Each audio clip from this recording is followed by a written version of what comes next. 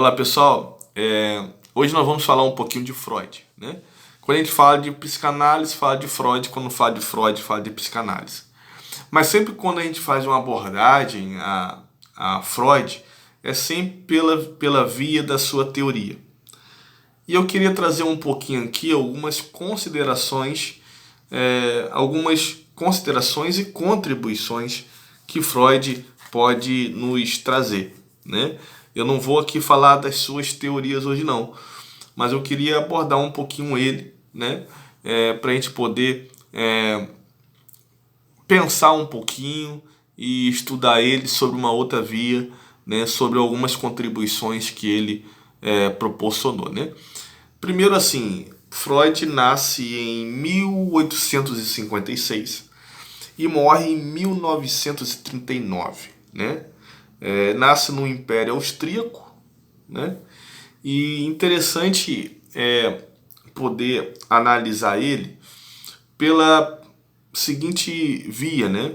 Essa ruptura que ele faz da medicina tradicional para uma subjetividade da psique, esse percurso ou essa trajetória não é simples. Ele percorre um bom caminho, né? E maus caminhos também, de perseguições, enfim. Mas é interessante observar essa ruptura, porque não é uma ruptura tão simples. Apesar dele ter feito essa ruptura com um objetivo de campo, de pesquisa, de observação, né, pensando e problematizando questões do seu tempo, ainda assim também ainda não é uma tarefa das mais fáceis, há de convir comigo, né? Por exemplo, se a gente for analisar uma simples quebra de paradigma ou uma simples mudança de rota que a gente faz. Eu estava fazendo faculdade X e aí eu mudei completamente e fui para a faculdade Y. Somente um exemplo, né? A gente já sente uma diferença grande, né? Imagine você mudar, fazer uma ruptura depois de concluir todo um processo de estudo longo, né? Se profissionalizar dentro dessa área e depois de estar dentro dela, usufruir dela, você romper com ela, né? Para uma nova perspectiva. Então é realmente assim um ponto a se observar o fato dessa ruptura da medicina tradicional com a psique da subjetividade ou a subjetividade da psique. Depois observar o seguinte, que nessa trajetória de campo, de pesquisa, de observação, que ele foi ali escrevendo, né, fazendo as suas considerações daquilo que ele olhava, de como ele observava, é o fato dele, ao longo desse percurso, ir fazendo releituras de suas próprias conclusões, né? Ele foi por diversas vezes por essa via de refazer o que ele já tinha dito. E interessante a gente abrir um parênteses assim, pelo menos, porque a gente às vezes a gente tema com uma convicção, né? A gente quer ir ali até o fim com uma convicção, não, eu tô certo, eu tô certo. E Freud, enfim, nos ensina, por exemplo, essa perspectiva de que, olha, o que tem mudar de ideia, né? O que tem eu desconsiderar algo que eu já tinha dito, né? Talvez a forma como eu pensava pode não significar que seja errada, mas tem uma outra via aqui, tem algo aqui na frente aqui que eu posso pensar melhor. Então isso é fantástico, pelo menos no meu ponto de vista. Não sei se vocês concordam comigo, né? Deixe seus comentários aí. Depois, essa coisa dele, essa facilidade de dialogar com os outros pensadores, né? Ele vai assim beber, né? Ele vai se apropriar de pensamentos um pouquinho ali, né? E vai formando o seu próprio pensamento. Isso é interessante, né? A gente poder pensar nisso. Por exemplo, ele em primeira instância, ele vai assim colar um pouco com Charcot, né? Para analisar ali aquelas questões das hipnoses e tudo mais, né? Depois ele vai colar um pouco com um pouco não, mas bem com Brouwer, né? Ali muito próximo dele. Vai também colar um pouquinho com Flies, né? Alguns dizem, né, que Flies foi alguém que o analisou. Enfim, tem essa teoria aí também que corre pelos corredores da psicanálise. Depois ele vai também observar e desbruçar em Nietzsche, em Darwin, eles que são contemporâneos de Freud. Olha a importância disso, né? Depois, essa outra perspectiva é de que ele não só foi influenciado por esses pensadores, Charcot, Brouwer, Frias, Nietzsche, Darwin, como também ele não apenas foi influenciado por eles, como também influenciou, né? Olha, por exemplo, ele vai influenciar a sua própria filha, Ana Freud, né? Ela que nasceu em 1895 e foi falecer em 1982, tá bem?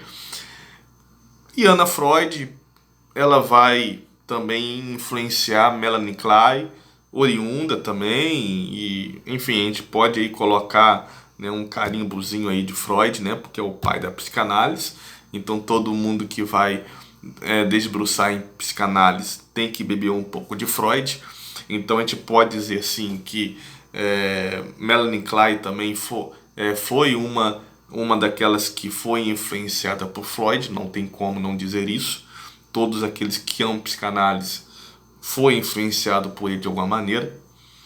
O Winnicott, né, nasceu em 1896, foi falecer em 1971. Né? Lacan, né, 1901, foi nascer e foi falecer na minha década, 1981. Né? Jung, ele vai também dialogar com esse camarada. Ele vai nascer em Jung em 1875 e vai falecer em 1961. Então, e depois rompe um pouco com a psicanálise para fundar a psicologia analítica, né? Enfim, olha como que ele foi influenciado, mas olha também como que ele influenciou, né? Isso é interessante a gente observar. E por fim aqui, fechar esse pacote aí de contribuições que Freud pôde, né, nos oferecer, ainda que nem soubesse que estava oferecendo essas contribuições, né? Mas, enfim, é a interpretação que a gente faz da sua própria história. E aqui, por fim, para finalizar, essa contribuição literária, né? Poxa, Freud tem aí 24 volumes, né, de sua obra. E quem tem uma preciosidade mesmo, porque ali tem muito, muito, muito de contribuição da sua teoria, né? Mas aqui eu queria destacar assim, um ponto muito interessante, porque chegou um dado momento, naquele contexto ali, em que ele está vivenciando o período nazista, né, em que queimam muitos dos seus livros, né? Eu queria destacar o fato de que ele deixou assim a sua marca nesse contexto com uma frase célebre dele, né? Que é o seguinte: olha, que progresso! Na Idade Média teriam me queimado. Hoje contentam-se em queimar os meus livros, né? Interessante como que ele tem esse tom sarcástico nessa história toda, né? E aí, eu queria trazer como contribuição para esta questão dos livros, né? Um filósofo francês, Voltaire, nasceu em 1694. Eu tenho até esse livro aqui em casa, que é o Tratado sobre a Tolerância. Quem tem, olha, leia, que é magnífico, né? E aí, esse livro foi publicado em 1763, tá bem? E tem uma frase, assim, interessante nesse livro. Voltaire vai trabalhar a ideia da morte de Jean Carlos, né? E aí todo o livro se segue nesse contexto de guerras entre protestantes e católicos, enfim, calvinistas, enfim, toda aquela questão ali, toda aquela guerra religiosa ali, né?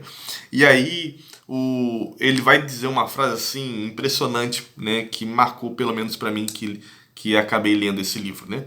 Diz assim, olha, os tigres se estrangulam-se por causa de comida.